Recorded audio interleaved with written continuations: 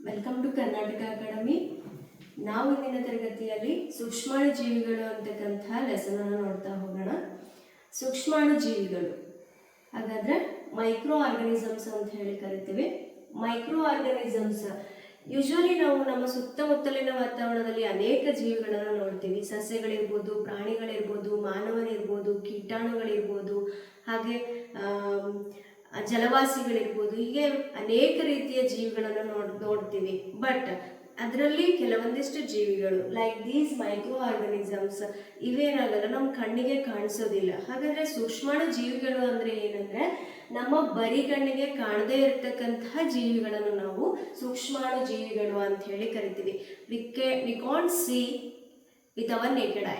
ನಮ್ಮ ಬರಿಗಣ್ಣಿಗೆ ಕಾಣದೇ ಇರತಕ್ಕಂತಹ ಜೀವಿಗಳು ಸೂಕ್ಷ್ಮಾಣು ಜೀವಿಗಳಾಗಿದ್ದಾವೆ ಅಂತ ಹೇಳಿ ನೋಡ್ತೀವಿ. ಹಾಗಾದ್ರೆ ಯಾಕೆ ಈ ಸೂಕ್ಷ್ಮಾಣು ಜೀವಿಗಳು ನಮ್ಮ ಕಣ್ಣಿಗೆ ಕಾಣಿಸೋದಿಲ್ಲ ಅಂತಂದ್ರೆ ತುಂಬಾ ಚಿಕ್ಕದಾಗಿರ್ತಕ್ಕಂತಹ ಜೀವಿಗಳಾಗಿರ್ತವೆ. ಹಾಗಾದ್ರೆ ಇವುಗಳ ಸೈಜ್ ಬಂದ್ಬಿಟ್ಟು 0.1 to 5 ಮೈಕ್ರೋಮೀಟರ್ ಲೆಂತ್ ಅನ್ನ ಹೊಂದಿರ್ತವೆ. ಮೈಕ್ರೋಮೀಟರ್ ಅಂತಂದ್ರೆ ತುಂಬಾ ಚಿಕ್ಕದು ಅಂತ ಹೇಳಿ ನೋಡ್ತೀವಿ. ಈ ರೀತಿಯಾದಂತಹ ಲೆಂತ್ ಅನ್ನ ಹೊಂದಿರೋದ್ರಿಂದ, ಚಿಕ್ಕದಾಗಿರೋದ್ರಿಂದ ಈ ಜೀವಿಗಳು ನಮ್ಮ ಕಣ್ಣಿಗೆ ಕಾಣಿಸೋದಿಲ್ಲ. ಅದೇ ರೀತಿಯಾಗಿ ವೈರಸ್ಗಳು ಬಂದ್ಬಿಟ್ಟು ವೈರಸ್ಗಳ ಒಂದು ಲೆಂತ್ ಅನ್ನು ನೋಡಿದಾಗ ಅವು ತೀರಾ ಚಿಕ್ಕದಾಗಿರ್ತಕ್ಕಂಥ ಸೂಕ್ಷ್ಮಾಣು ಜೀವಿಗಳನ್ನು ನೋಡ್ತೀವಿ. ಎಷ್ಟು ಸೈಜ್ ಅನ್ನು ಹೊಂದಿರುತ್ತೆ ಅಂತಂದ್ರೆ 10 to 300 ನ್ಯಾನೋಮೀಟರ್. ನ್ಯಾನೋಮೀಟರ್ ಅಂತಂದ್ರೆ 1 nanometre is equal to 10 to the power of -9 metre ಅಂತ ಹೇಳಿ ನೋಡ್ತೀವಿ. +9 ಅಲ್ಲ, 10 to the power of -9 metre size ಅನ್ನು 1 nanometre is equal to 10 to the power of -9 ಅಂತಂದ್ರೆ ಇಲ್ಲಿ 10 to 300 ನ್ಯಾನೋಮೀಟರ್ಸ್ ಅಂತಂದ್ರೆ ಎಷ್ಟು ಚಿಕ್ಕದಾಗಿರ್ತಕ್ಕಂಥ ಸೈಜ್ ಅನ್ನ ಹೊಂದಿರಬಹುದು ಅಂತ ಹೇಳಿ ನಾವು ಇದರಿಂದ ಗಮನಿಸಬಹುದು ಅಂತ ಹೇಳಿ ನೋಡ್ತೀವಿ. ಅದೇ ರೀತಿಯಾಗಿ ಈ ಸೂಕ್ಷ್ಮಾಣು ಜೀವಿಗಳ ಅಧ್ಯಯನವನ್ನು ನಾವು ಮೈಕ್ರೋಬಯಾಲಜಿ ಅಂತ ಹೇಳಿ ಕರಿತೀವಿ. What we call microbiology.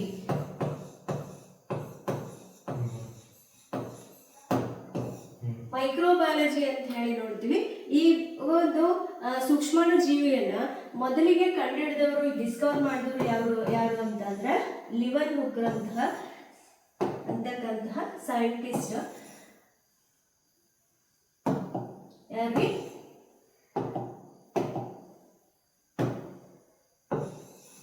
ಲಿವನ್ hook ರವರು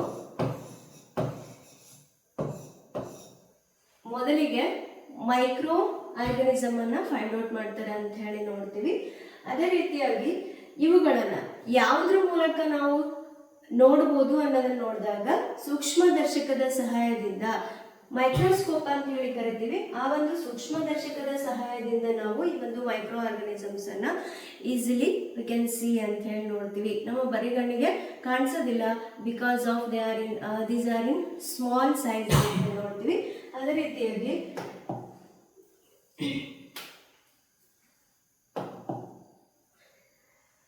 ಈ ಒಂದು ಸೂಕ್ಷ್ಮಾಣು ಜೀವಿಗಳನ್ನ 5 ಗುಂಪುಗಳಾಗಿ, 5 ರೀತಿಯ ಗುಂಪುಗಳನ್ನಾಗಿ ವರ್ಗೀಕರಿಸಿದ್ದಾರೆ. ಅದರಲ್ಲಿ ಒಂದನೇದು ಬ್ಯಾಕ್ಟೀರಿಯಾ, ಅದೇ ರೀತಿಯಾಗಿ ಪ್ರೋಟೋಜೋವಾ ಅಂಡ್ ಶೈವಲಗಳು ಅಂತ ಹೇಳಿ ನೋಡ್ತೀವಿ, ಶಿಲೀಂಧ್ರಗಳು, ಫಂಗೈಗಳು, ಹಾಗೆ ವೈರಸಸ್ಗಳು ಅಂತ ಹೇಳಿ 5 ರೀತಿಯಾಗಿ ಗುಂಪುಗಳನ್ನಾಗಿ ವರ್ಗೀಕರಿಸಿದ್ದಾರೆ. ಹಾಗಾದ್ರೆ ಈ ಒಂದು ಬ್ಯಾಕ್ಟೀರಿಯಾ ಏನ್ ಲಕ್ಷಣಗಳನ್ನ ಹೊಂದಿರುತ್ತೆ ಅಂತಂದ್ರೆ, bacteria called as a single cellular organism. Single cellular ಅಂತಂದ್ರೆ ಒಂದೇ ಒಂದು ಕೋಶವನ್ನು ಹೊಂದಿರತಕ್ಕಂತಹ ಜೀವಿಗಳು ಸಿಂಗಲ್ ಸೆಲ್ಯುಲರ್ ಆರ್ಗನಿಸಮ್ಸ್ ಅಂತ ಕರಿತೀವಿ. ಅದೇ ರೀತಿಯಾಗಿ ಇವನ್ನ ಪ್ರೋಕ್ಯಾರಿಯೋಟ್ಸ್ ಅಂತ ಹೇಳಿ ಕರಿತೀವಿ. ಪ್ರೋಕ್ಯಾರಿಯೋಟ್ಸ್ ಮತ್ತೆ ಯೂಕ್ಯಾರಿಯೋಟ್ಸ್ ಅಂತ ಹೇಳಿ 2 ರೀತಿಯ ಸೆಲ್ಗಳನ್ನು ನಾವು ನೋಡ್ತೀವಿ.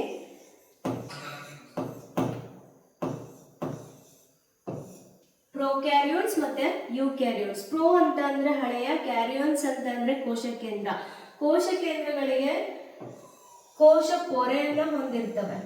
ಓಕೆ, ಎಲ್ಲಾ ಜೀವಿಗಳಲ್ಲೂ ಕೋಶ ಸೆಲ್ ಇರುತ್ತೆ, ಸೆಲ್ ನಲ್ಲಿ ಕೋಶ ಕೇಂದ್ರ ಇರುತ್ತೆ.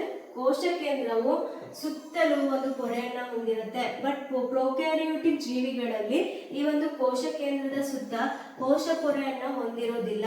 ಅಂತಹ ಜೀವಿಗಳನ್ನ ನಾವು ಪ್ರೊಕ್ಯಾರಿಯೋಟ್ಸ್ ಅಂತ ಹೇಳಿ ಕರಿತೀವಿ. ಬ್ಯಾಕ್ಟೀರಿಯಾಗಳು ಪ್ರೊಕ್ಯಾರಿಯೋಟಿಕ್ ಜೀವಿಗಳಾಗಿದ್ದಾವೆ ಅಂತ ನೋಡ್ತೀವಿ. ನೆಕ್ಸ್ಟ್ ಬಂದಾಗ ಪ್ರೋಟೋಜೋವಾ ಅಂತ ಹೇಳಿ ನೋಡ್ತೀವಿ. These are also single cellular organisms. ಇವು ಕೂಡ ಒಂದೇ ಒಂದು ಕೋಶವನ್ನು ಹೊಂದಿದ್ದು ಎಲ್ಲ ಒಂದು ಕ್ರಿಯೆಗಳನ್ನ ಆ ಒಂದೇ ಕೋಶ ಕೇಂದ್ರದಿಂದ ಎಲ್ಲ ಒಂದು ಚಯಾಪಚಯ ಕ್ರಿಯೆಗಳನ್ನು ನಡೆಸ್ತದೆ. ಅದಕ್ಕೆ ಎಕ್ಸಾಂಪಲ್ ನೋಡೋದಾದ್ರೆ, ಪ್ರೋಟೋಜೋವಾಗಳಿಗೆ ಎಕ್ಸಾಂಪಲ್ ನೋಡೋದಾದ್ರೆ ಅಮೀಬಾ, ಯುಗ್ಲಿನಾ, ಪ್ಯಾರಾಮೆಷಿಯಂ ಹಾಗೆ ಪ್ಲಾಸ್ಮೋಡಿಯಂ ಅಂತ ಹೇಳಿ ಬರುತ್ತೆ.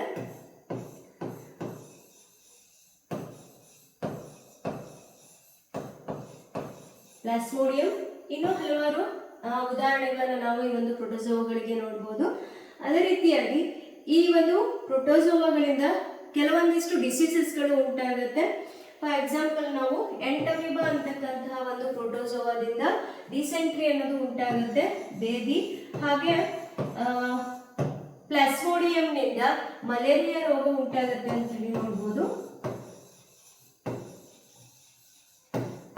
ಈ ರೀತಿಯಾಗಿ ಪ್ರೋಟೋಜೋವನ್ಗಳಿಂದ ಕೆಲವೊಂದು ಡಿಸೀಸಸ್ಗಳು ಉಂಟಾಗುತ್ತೆ. ನೆಕ್ಸ್ಟ್ ಬಂದಾಗ ನಾವು ಶಿಲೀಂಧ್ರಗಳು ಅಂತ ಹೇಳಿ ನೋಡ್ತೀವಿ. ಶಿಲೀಂಧ್ರಗಳು ಅಂತಂದ್ರೆ ಸತ್ತ ಹಾಗೂ ಕೊಳೆಯುತ್ತಿರುವಂತಹ ಒಂದು ವಸ್ತುಗಳಿಂದ ತಮ್ಮ ಪೋಷಕಗಳನ್ನ ಏನ್ ಮಾಡ್ತವೆ ಅಂತಂದ್ರೆ ತಗೊಳ್ತವೆ. ಆ ರೀತಿಯಾದಂತಹ ಜೀವಿಗಳಿಗೆ ಕೊಳೆತಿನಿಗಳು ಅಂತ ಹೇಳಿ ಕರಿತೀವಿ. ಸತ್ತ ಹಾಗೂ ಕೊಳೆತಿರುವಂತಹ ವಸ್ತುಗಳಿಂದ ಪೋಷಕಗಳನ್ನ ಬಳಕೆ ಮಾಡ್ಕೊಳ್ತವೆ. ಓಕೆ, ಕೊಳೆತಿನಿಗಳು ಅಂತ ಹೇಳಿ ನೋಡ್ತೀವಿ. ಈ ಒಂದು ಫಂಗೈಗಳನ್ನು ನೋಡಿದಾಗ ಈ ಫಂಗೈಗಳಿಂದ ನಮಗೆ ಕೆಲವೊಂದಿಷ್ಟು ಅನುಕೂಲಗಳನ್ನು ನೋಡ್ಬೋದು, ಅದೇ ರೀತಿಯಾಗಿ ಅನಾನುಕೂಲಗಳನ್ನು ನೋಡ್ಬೋದು. ಮುಂದೆ ಡಿಸ್ಕಸ್ ಮಾಡ್ತಾ ಹೋಗೋಣ ಯಾವ ರೀತಿಯಾಗಿ ಅನುಕೂಲಗಳಿದಾವೆ, ಅದೇ ರೀತಿಯಾಗಿ ಯಾವ ರೀತಿಯಾಗಿ ಅನಾನುಕೂಲಗಳಿದಾವೆ ಅನ್ನೋದನ್ನ ನೋಡ್ತಾ ಹೋಗೋಣ. ಅದರಲ್ಲಿ ಈ ಒಂದು ಫಂಗೈಗಳಿಗೆ ಎಕ್ಸಾಂಪಲ್ಸ್ ಅನ್ನು ನೋಡೋದಾದ್ರೆ ನಾವು ಬ್ರೆಡ್ ಮೋಲ್ಡ್ ಅಂತ ಹೇಳಿ ನೋಡ್ಬೋದು.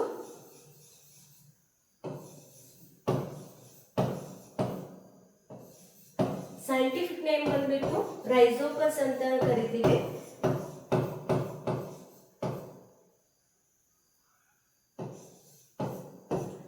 ಅಂಡ್ ಪೆನಿಸಿಲಿಯಂ ಅಂತ ನೋಡ್ತೀವಿ.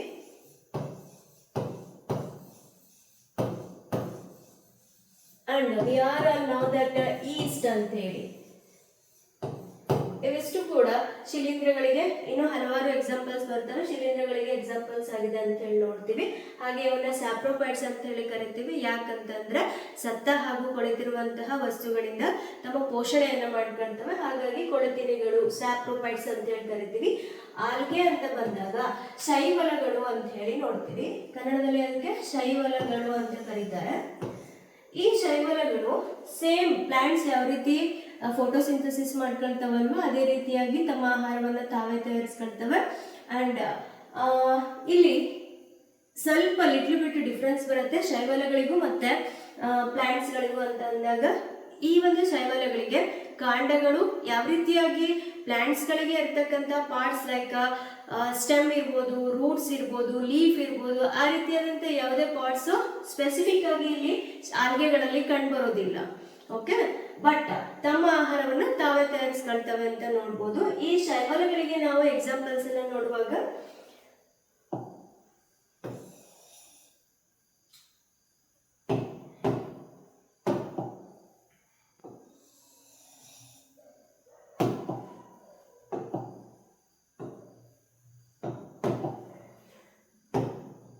ಶೈವಲಗಳಿಗೆ ನಾವು ಎಕ್ಸಾಂಪಲ್ಸ್ ಅನ್ನು ನೋಡುವಾಗ ಬ್ಲೂ ಗ್ರೀನ್ ಆಲ್ಗೆ, ನೀಲಿ ಹಸಿರು ಶೈವಲ,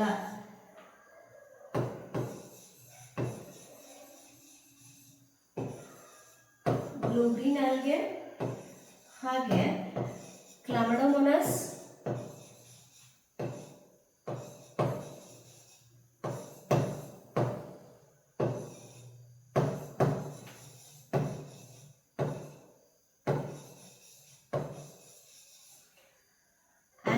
ಗಿಲ್ಲಿಸ್ ಅಂತ ಹೇಳಿ ಬರುತ್ತೆ.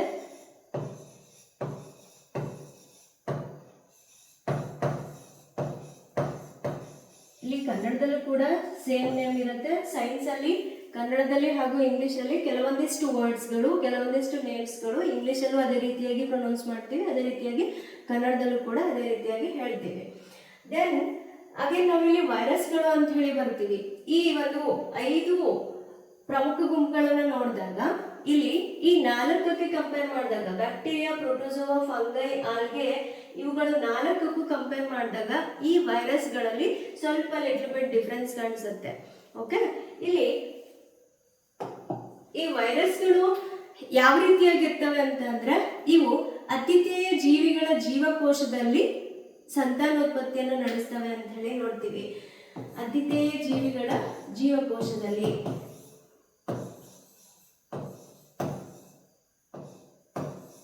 ವೈರಸ್ಗಳು ಹೋಸ್ಟ್ ಅಂತ ಹೇಳಿ ಕರಿತೀವಿ. ಅತಿಥೇಯ ಜೀವಿಗಳ ಜೀವಕೋಶ, ಹೋಸ್ಟ್ ನ ಜೀವಿಯ ಜೀವಕೋಶದಲ್ಲಿ ಸಂತಾನೋತ್ಪತ್ತಿಯನ್ನು ನಡೆಸಿ ತಾವು ಅವುಗಳು ಒಂದು ಬೇರೆ ಜೀವಿಗಳಿಗೆ ತೊಂದರೆಯನ್ನ ಉಂಟು ಮಾಡ್ತವೆ ಅಂತ ನೋಡ್ತೀವಿ. ಇಲ್ಲಿ ಬರ್ತಕ್ಕಂತಹದ್ದು ಕೆಲವೊಂದಿಷ್ಟು ಯೂಶ್ವಲಿ ನಮಗೆ ಕೆಮ್ಮು, ಶೀತ, ಹಾಗೆ ಜ್ವರ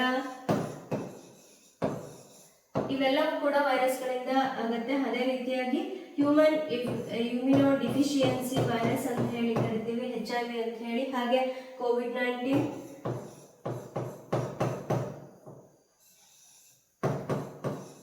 ಇವು ಕೂಡ ವೈರಸ್ಗಳಿಗೆ ಉದಾಹರಣೆಗಳಾಗಿದ್ದಾವೆ ಅಂತ ನೋಡ್ತೀವಿ. ಈ ರೀತಿಯಾಗಿ ವೈರಸಸ್ಗಳು ಕೆಲವೊಂದಿಷ್ಟು ಡಿಸೀಸಸ್ಗಳನ್ನ ಉಂಟು ಮಾಡ್ತವೆ. ಅದೇ ರೀತಿಯಾಗಿ ಈ ಸೂಕ್ಷ್ಮಾಣು ಜೀವಿಗಳು ಎಲ್ಲೆಲ್ಲಿ ವಾಸಿಸ್ತವೆ ಅನ್ನೋದನ್ನ ನೋಡೋದಾದ್ರೆ ಬಿಸಿ ನೀರಿನ ಬುಗ್ಗೆಗಳಿಂದ ಹಿಡಿದು ಶೀತ ಪ್ರದೇಶಗಳಲ್ಲೂ ಕೂಡ ವಾಸಿಸ್ತವೆ. ತುಂಬಾ ಬಿಸಿ ನೀರಿನ ಬುಗ್ಗೆಗಳಲ್ಲೂ ಕೂಡ ಹಾಗೂ ಶೀತ ಪ್ರದೇಶಗಳಲ್ಲಿ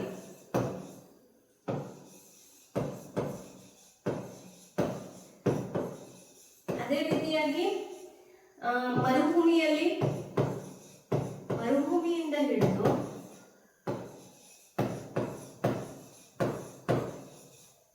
ತೇವಾಂಶ ಭರಿತವಾದಂತಹ ಪ್ರದೇಶಗಳಲ್ಲೂ ಕೂಡ ಬದುಕ್ತವೆ. ಅದೇ ರೀತಿಯಾಗಿ ಬೇರೆ ಜೀವಿಯ ಲೈಕ್ ಪ್ರಾಣಿಗಳಿರ್ಬೋದು, ಸಸ್ಯಗಳಿರ್ಬೋದು ಅಥವಾ ಮಾನವರಿರ್ಬೋದು, ಆ ಜೀವಿಗಳ ದೇಹದ ಒಳಗೂ ಕೂಡ ಜೀವಿಗಳ ದೇಹದ ಒಳಭಾಗದಲ್ಲೂ ಕೂಡ ಬದುಕ್ತವೆ.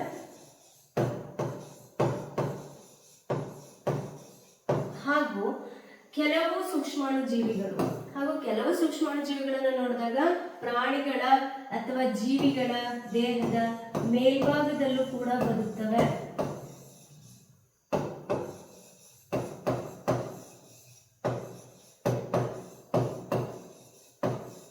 ಹಾಗೂ ಕೆಲವೊಂದಿಷ್ಟು ಸೂಕ್ಷ್ಮಾಣು ಜೀವಿಗಳು ಸ್ವತಂತ್ರವಾಗಿ ಅಸ್ತಿತ್ವದಲ್ಲಿ ಇರ್ತವೆ ಅಂತ ಹೇಳಿ ನೋಡ್ತೀವಿ. ಸ್ವತಂತ್ರವಾಗಿ ಅಸ್ತಿತ್ವದಲ್ಲಿರ್ತವೆ.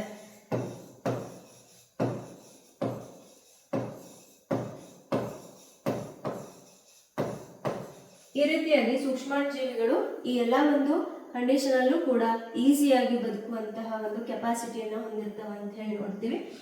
ನೆಕ್ಸ್ಟ್ ಬಂದಾಗ ಸೂಕ್ಷ್ಮಾಣು ಜೀವಿಗಳು ಮತ್ತೆ ನಾವು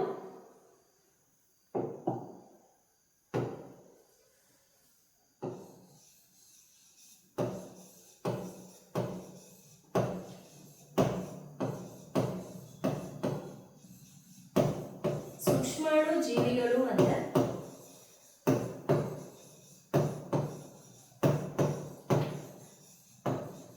ನಾವು. ಹಾಗಂದ್ರೆ ಸೂಕ್ಷ್ಮಾಣು ಜೀವಿಗಳು ನಮಗೆ ಅನುಕೂಲಕರವಾಗಿದೆಯಾ ಅಥವಾ ಅನಾನುಕೂಲವನ್ನ ಉಂಟು ಮಾಡ್ತವ ಅಂತ ನೋಡೋದಾದ್ರೆ ಸೂಕ್ಷ್ಮಾಣು ಜೀವಿಗಳಿಂದ ನಮಗೆ ಕೆಲವೊಂದಿಷ್ಟು ಅನುಕೂಲಗಳು ಇದೆ, ಹಾಗೆ ಅನನುಕೂಲಗಳನ್ನು ನಾವು ನೋಡ್ಬೋದಾಗಿದೆ.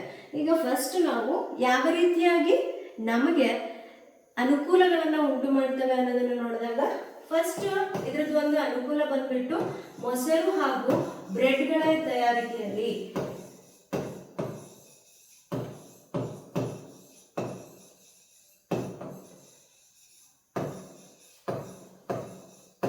ಹಾಗಾದ್ರೆ ಮೊಸರು ಹಾಗೂ ಬ್ರೆಡ್ ತಯಾರಿಕೆಯಲ್ಲಿ ಯಾವ ರೀತಿಯಾಗಿ ಸೂಕ್ಷ್ಮಾಣು ಜೀವಿಗಳು ನಮಗೆ ಸಹಾಯಕವಾಗಿದ್ದಾವೆ ಅಂತ ಹೇಳಿ ನೋಡೋದಾದ್ರೆ ಯೂಶ್ವಲಿ ನಾವು ಮೊಸರು ಮಾಡುವಾಗ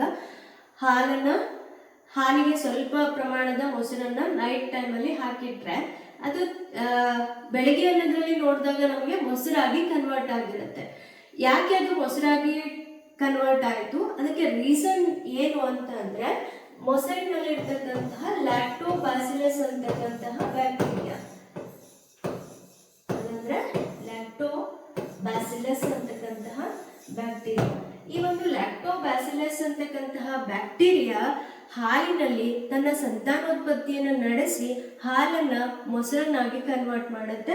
ಹೀಗೆ ಮೊಸರಿನ ತಯಾರಿಕೆಯಲ್ಲಿ ಒಂದು ಬ್ಯಾಕ್ಟೀರಿಯಾ ಸಹಾಯಕವಾಗಿದೆ ಅನ್ನೋದನ್ನ ನೋಡ್ತೀವಿ. ಅದೇ ರೀತಿಯಾಗಿ ಬ್ರೆಡ್ ತಯಾರಿಕೆಯಲ್ಲಿ ಈಗ ಫಾರ್ ಎಕ್ಸಾಂಪಲ್ ನಾವು ಮೈದಾ ಹಿಟ್ಟನ್ನು ಯೂಶ್ವಲಿ ಬ್ರೆಡ್ ತಯಾರಿಕೆಯಲ್ಲಿ ಯೂಸ್ ಮಾಡ್ತಾರೆ, ಕೇಕ್ಗಳ ತಯಾರಿಕೆಯಲ್ಲಿ ಯೂಸ್ ಮಾಡ್ತಾರೆ. ಆ ಒಂದು ಮೈದಾ ಹಿಟ್ಟಿಗೆ ಸ್ವಲ್ಪ ಪ್ರಮಾಣದ ಈಸ್ಟ್ ಪುಡಿಯನ್ನು ಮಿಕ್ಸ್ ಮಾಡಿ ಸ್ವಲ್ಪ ಹೊತ್ತು ಬಿಟ್ಟು ನೋಡಿದಾಗ ಅದರಲ್ಲಿ ಈಸ್ಟ್ ಬೆಳವಣಿಗೆ ಆಗಿರುತ್ತೆ. ಈಸ್ಟ್ ಸಂತಾನೋತ್ಪತ್ತಿಯನ್ನು ನಡೆಸಿ ಆ ಹಿಟ್ಟು ಸ್ವಲ್ಪ ಪ್ರಮಾಣದಲ್ಲಿ ಇದ್ದಿದ್ದು ಈ ರೀತಿಯಾಗಿ ಉಬ್ಬುತ್ತೆ. Because of the reason the reproduction of the yeast ಅಂತ ಹೇಳಿ ನೋಡ್ತೀವಿ. ಅಲ್ಲಿ ರೆಸ್ಪಿರೇಷನ್ ಅನ್ನು ನಡೆಸಿದಾಗ, ಈಸ್ಟ್ ಅಂತಕ್ಕಂಥದ್ದು ರೆಸ್ಪಿರೇಷನ್ ಅನ್ನು ನಡೆಸಿದಾಗ ಅಲ್ಲಿ ಕಾರ್ಬನ್ ಡೈಆಕ್ಸೈಡ್ ಅಂತಕ್ಕಂಥ ಒಂದು ಗ್ಯಾಸ್ ರಿಲೀಸ್ ಆಗಿರುತ್ತೆ. ಆ ಗ್ಯಾಸ್ ರಿಲೀಸ್ ಆದಾಗ ಅಲ್ಲಿ ಹೋಲ್ಸ್ ಉಂಟಾಗುತ್ತೆ. ಓಕೆ, ಹೋಲ್ಸ್ ಉಂಟಾದಾಗ ವಿ ಗೆಟ್ ಸ್ಮೂತ್ ಆಗಿರ್ತಕ್ಕಂತಹ ಕೇಕ್ ಮತ್ತೆ ಬ್ರೆಡ್ಗಳನ್ನು ನಾವು ಪಡ್ಕೋಬಹುದು. ಹೀಗೆ ಈ ಒಂದು ಈಸ್ಟ್ ಫಂಗೈ ಗುಂಪಿಗೆ ಸೇರಿದೆ ಅಂತ ಹೇಳಿ ನೋಡ್ಬೋದು, ಶಿಲೀಂಧ್ರ ಒಂದು ಗುಂಪಿಗೆ ಸೇರಿದೆ. ಹೀಗೆ ಮೊಸರು ಮತ್ತು ಬ್ರೆಡ್ ತಯಾರಿಕೆಯಲ್ಲಿ ಸೂಕ್ಷ್ಮಾಣುಜೀವಿಗಳು ಸಹಾಯಕವಾಗಿದೆ ಅಂತ ಹೇಳಿ ನೋಡ್ತೀವಿ. ನೆಕ್ಸ್ಟ್ ಬಂದಾಗ ವಾಣಿಜ್ಯ.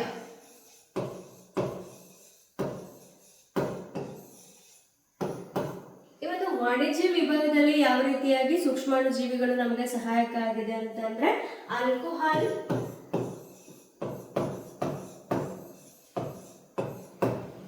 ಹಾಗೆ ವೈನ್, ವಿನೆಗರ್, ಇವುಗಳ ತಯಾರಿಕೆಯಲ್ಲಿ ಸೂಕ್ಷ್ಮಾಣುಗಳ ನಾವು ಉಪಯೋಗವನ್ನು ನೋಡಬಹುದು.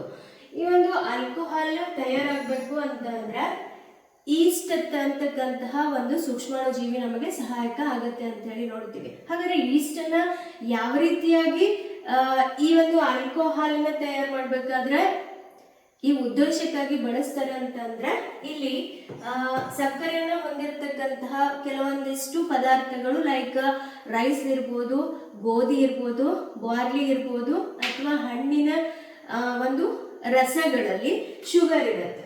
ಓಕೆ, ಸಕ್ಕರೆ ಅಂಶಕ್ಕೆ ಈ ಒಂದು ಈಸ್ಟ್ ಅನ್ನ ಬೆರೆಸ್ತಾರೆ.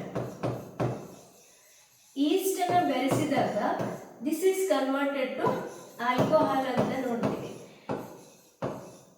ಇಲ್ಲಿ ಸಕ್ಕರೆ ಮತ್ತು ಈಸ್ಟ್ ಎರಡು ಸೇರಿ ಆಲ್ಕೋಹಾಲ್ ಆಗಿ ಕನ್ವರ್ಟ್ ಆಗುತ್ತೆ. ಈ ಒಂದು ಪ್ರೊಸೆಸ್ ಅನ್ನ ಹುದುಗುವಿಕೆ ಅಂತ ಹೇಳಿ ಕರೀತಾರೆ. ಹುದುಗುವಿಕೆ, ಇದನ್ನ ಇಂಗ್ಲಿಷ್ ನಲ್ಲಿ ಫರ್ಮೆಂಟೇಷನ್ ಪ್ರೋಸೆಸ್ ಅಂತ ಹೇಳಿ ಕರೀತಾರೆ.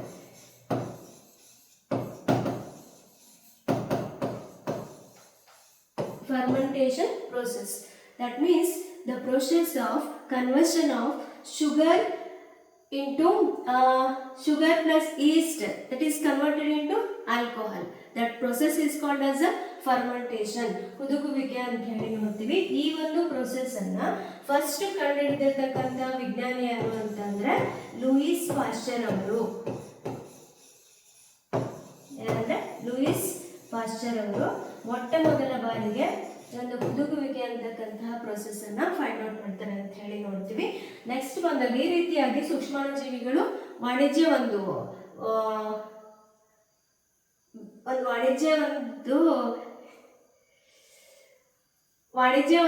ಇದರಲ್ಲಿ ಯೂಸ್ ಆಗುತ್ತೆ ಅಂತ ಹೇಳಿ ನೋಡ್ತೀವಿ.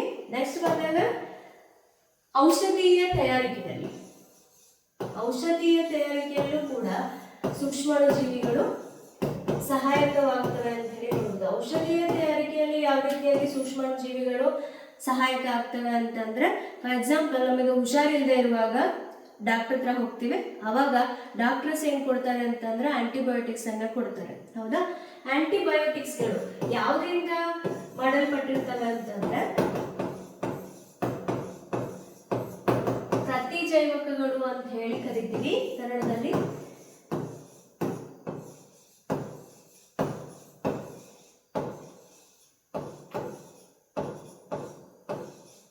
ಪ್ರತಿಜೈವಕಗಳು ಇವು ಕೂಡ ಈ ಸೂಕ್ಷ್ಮಾಣು ಜೀವಿಗಳಾದ ಬ್ಯಾಕ್ಟೀರಿಯಾ ಹಾಗೂ ಕೆಲವೊಂದಿಷ್ಟು ಬ್ಯಾಕ್ಟೀರಿಯಾ ಹಾಗೂ ಶಿಲೀಂಧ್ರಗಳಿಂದ ಮಾಡಲ್ಪಟ್ಟಿರುತ್ತವೆ. ಯಾವುದಂದ್ರೆ ಆಂಟಿಬಯೋಟಿಕ್ಸ್, ಪ್ರತಿಜೈವಕಗಳು. ಹಾಗಾದ್ರೆ ಇದರಿಂದ ನಾವು ಏನ್ ತಿಳ್ಕೊಬಹುದು ಅಂತಂದ್ರೆ, ಈ ಒಂದು ಬ್ಯಾಕ್ಟೀರಿಯಾ ಹಾಗೂ ಶಿಲೀಂಧ್ರಗಳಾದಂತಹ ಮೈಕ್ರೋ ಆರ್ಗನಿಸಮ್ಸ್ಗಳಿಂದನೂ ಕೂಡ ನಾವು ಔಷಧಿಗಳನ್ನ ತಯಾರು ಮಾಡಿರ್ತಾರೆ, ಅವುಗಳಿಂದ ನಾವು ಉಪಯೋಗವನ್ನ ಪಡ್ಕೋಬಹುದು ಅನ್ನೋದನ್ನ ನೋಡ್ತೀವಿ. ಅದೇ ರೀತಿಯಾಗಿ ಅಲೆಕ್ಸಾಂಡರ್ ಫ್ಲೆಮಿಂಗ್ ರವರು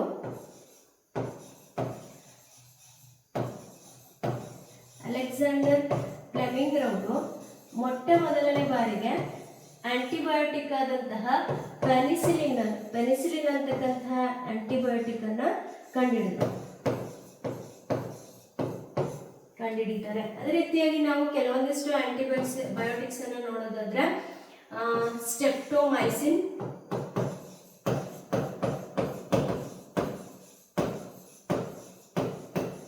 ಹಾಗೆ ಎರಿಥ್ರೋಮೈಸಿನ್,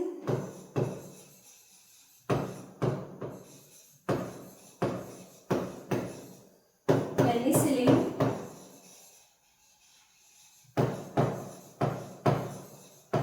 ಇನ್ನು ಮುಂತಾದ ಆಂಟಿಬಯೋಟಿಕ್ಸ್ ಗಳನ್ನ ನೋಡಬಹುದು.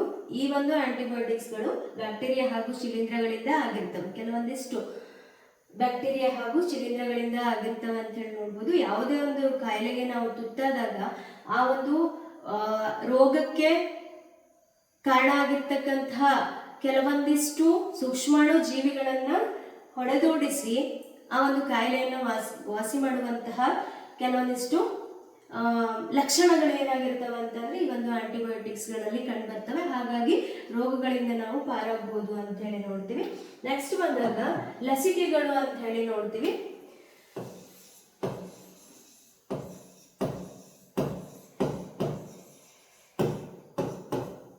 ಮಕ್ಕಳು ಚಿಕ್ಕವರಿದ್ದಾಗಿಂದ ಅಂದ್ರೆ ಹುಟ್ಟಿದ ದಿನದಿಂದ ಮಗುವಿಗೆ ಯಾವ್ಯಾವ ರೀತಿಯಾದಂತಹ ಲಸಿಕೆಗಳನ್ನ ಹಾಕಿಸ್ಬೇಕು ಅಂತ ಹೇಳಿ ಒಂದು ಲಿಸ್ಟ್ ಮಾಡಿ ಕೊಟ್ಟಿರ್ತಾರೆ. ಮಗು ಹುಟ್ಟಿದಾಗಿಂದ ಅಪ್ ಟು ಹೈಸ್ಕೂಲ್ ವರ್ಗು ಯಾವ್ಯಾವ ಇಂಥದ್ದೇ ಲಸಿಕೆಗಳನ್ನ ಹಾಕಿಸ್ಬೇಕು ಅಂತ ಹೇಳಿ ಒಂದು ಲಿಸ್ಟ್ ಮಾಡಿ ಕೊಟ್ಟಿರ್ತಾರೆ. ಎಲ್ಲಾ ಲಸಿಕೆಗಳನ್ನ ಹಾಕಿಸ್ಬೇಕಾಗತ್ತೆ. ಹಾಗಾದ್ರೆ ಈ ಒಂದು ಲಸಿಕೆಗಳು ಏನ್ ಕೆಲಸ ಮಾಡ್ತವೆ ಅಂತಂದ್ರೆ, ಯಾವುದೇ ಒಂದು ಕಾಯಿಲೆ ಸೂಕ್ಷ್ಮಾಣು ಜೀವಿಗಳು ನಮ್ಮ ದೇಹಕ್ಕೆ ಎಂಟ್ರಿ ಆದಾಗ ಅಲ್ಲಿ ಅದ್ರ ವಿರುದ್ಧ ಹೋರಾಡುವಂತಹ ಆಂಟಿಜೆನ್ಸ್ ಅನ್ನ ಪ್ರೊಡ್ಯೂಸ್ ಮಾಡ್ತವೆ ಈ ಲಸಿಕೆಗಳು. ಆಂಟಿಜೆನ್ಸ್ ಅನ್ನ ಪ್ರೊಡ್ಯೂಸ್ ಮಾಡಿ ನಮ್ಮ ದೇಹದಲ್ಲಿ ಉಂಟಾಗಿರ್ತಕ್ಕಂತಹ ರೋಗಗಳನ್ನ ವಾಸಿ ಮಾಡುವಲ್ಲಿ ಈ ಆಂಟಿಜೆನ್ಸ್ಗಳು ನಮಗೆ ಸಹಾಯ ಮಾಡ್ತವೆ. ಯಾವಾಗ ಒಂದು ಸೂಕ್ಷ್ಮಾಣು ಜೀವಿ ನಮ್ಮ ಒಂದು ದೇಹಕ್ಕೆ ಎಂಟ್ರಿ ಆಗುತ್ತೆ, ಅದನ್ನ ಹೊಡೆದೊಡಿಸುವಂತ ಒಂದು ಲಕ್ಷಣ ಈ ಒಂದು ಆಂಟಿಜೆನ್ಸ್ ಅಲ್ಲಿ ಇರುತ್ತೆ. ಹಾಗಾಗಿ ಇಲ್ಲಿ ಈ ಲಸಿಕೆಗಳನ್ನು ಕೂಡ ಈ ಸೂಕ್ಷ್ಮಾಣು ಜೀವಿಗಳನ್ನ ಉಪಯೋಗಿಸಿ, ಲೈಕ್ ಬ್ಯಾಕ್ಟೀರಿಯಾ ಮತ್ತೆ ಕೆಲವೊಂದು ಬ್ಯಾಕ್ಟೀರಿಯಾ ಮತ್ತೆ ವೈರಸ್ಗಳನ್ನ ಉಪಯೋಗಿಸಿ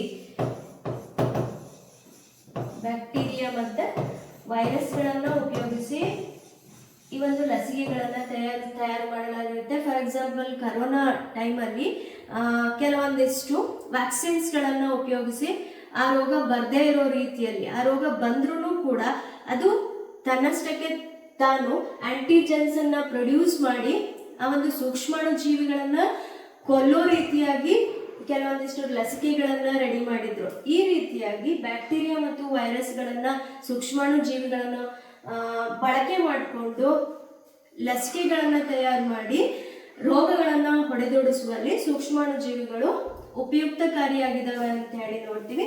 ನೆಕ್ಸ್ಟ್ ಬಂದಾಗ ಈ ಒಂದು ಸೂಕ್ಷ್ಮಾಣು ಜೀವಿಗಳಿಂದ ಮಣ್ಣಿನ ಫಲವತ್ತತೆ ಏನಾಗುತ್ತೆ, ಹೆಚ್ಚಾಗುತ್ತೆ ಅಂತ ಹೇಳಿ ನೋಡ್ತೀವಿ. ಮಣ್ಣಿನ ಫಲವತ್ತತೆ ಹೆಚ್ಚಿಸುವಲ್ಲಿ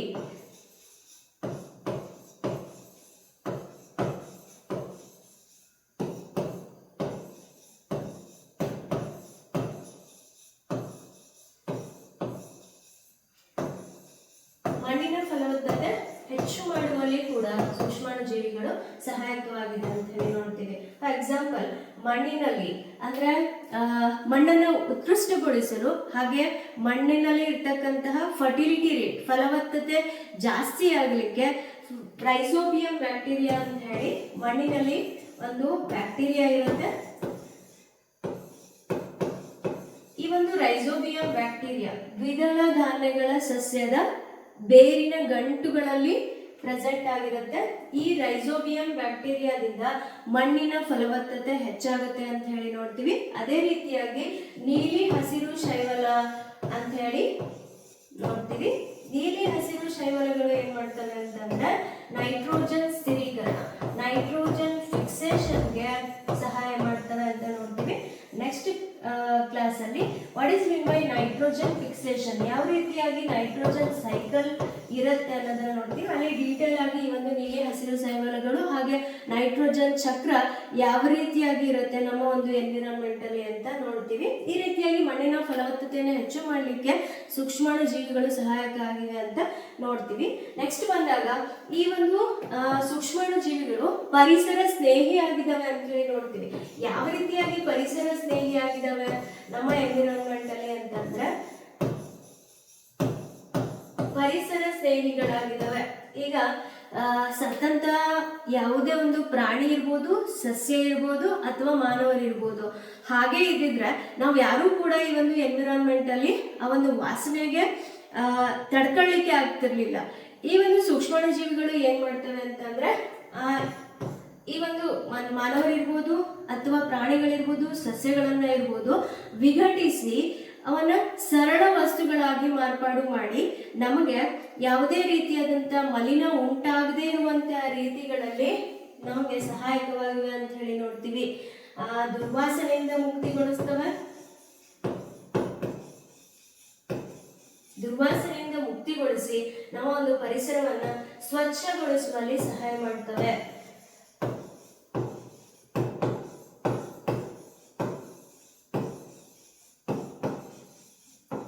ಸ್ವಚ್ಛಗೊಳಿಸುವಲ್ಲಿ ಸಹಾಯ ಮಾಡ್ತವೆ. ಈ ರೀತಿಯಾಗಿ ಸೂಕ್ಷ್ಮಾಣು ಜೀವಿಗಳು ಪರಿಸರ ಸ್ನೇಹಿಯಾಗಿದ್ದಾವೆ ಅಂತ ಹೇಳಿ ನೋಡ್ಬೋದು. ಇದೇ ಒಂದು ಸೂಕ್ಷ್ಮಾಣು ಜೀವಿಗಳು ಇರದೇ ಇದ್ರೆ ನಾವು ಈ ಭೂಮಿ ಮೇಲೆ ಆ ಒಂದು ವಾಸನೆಗಳನ್ನ ಅಥವಾ ಭೂಮಿ ಮೇಲೆ ಒಂದು ಪರಿಸ್ಥಿತಿ ಏನಾಗಿರ್ತಿರ್ಲಿಲ್ಲ ಅಂದ್ರೆ ಸರಿ ಇರ್ತಿರ್ಲಿಲ್ಲ. ಹೀಗಾಗಿ ಈ ಒಂದು ಸೂಕ್ಷ್ಮಾಣು ಜೀವಿಗಳು ಪರಿಸರ ಸ್ನೇಹಿಯಾಗಿದ್ದಾವೆ ಅಂತ ಹೇಳಿ ನೋಡ್ಬೋದು. ಇವತ್ತಿನ ತರಗತಿಯಲ್ಲಿ ನಾವು what is mean by micro organisms ಹಾಗೆ ಎಲ್ಲೆಲ್ಲಿ ವಾಸವಾಗಿರ್ತವೆ ಅವುಗಳ ಆವಾಸ ಸ್ಥಳಗಳಲ್ಲಿ ಅಂತ ಹೇಳಿ ನೋಡಿದ್ವಿ. ಹಾಗೆ ಎಷ್ಟು ರೀತಿಯಲ್ಲಿ ವಿಂಗಡಿಸಿದ್ದಾರೆ ಅಂತ ಹೇಳಿ ನೋಡಿದ್ವಿ. ಹಾಗೆ ಅವುಗಳ ಅನುಕೂಲಗಳು ಯಾವ ರೀತಿಯಾಗಿ ಇದಾವೆ ಅಂತ ಹೇಳಿ ನೋಡಿದ್ವಿ. ನೆಕ್ಸ್ಟ್ ಕ್ಲಾಸ್ ಅಲ್ಲಿ ನಾವು ಸೂಕ್ಷ್ಮಾಣು ಜೀವಿಗಳ ಅನಾನುಕೂಲಗಳ ಬಗ್ಗೆ ತಿಳಿತಾ ಹೋಗೋಣ. Thank you.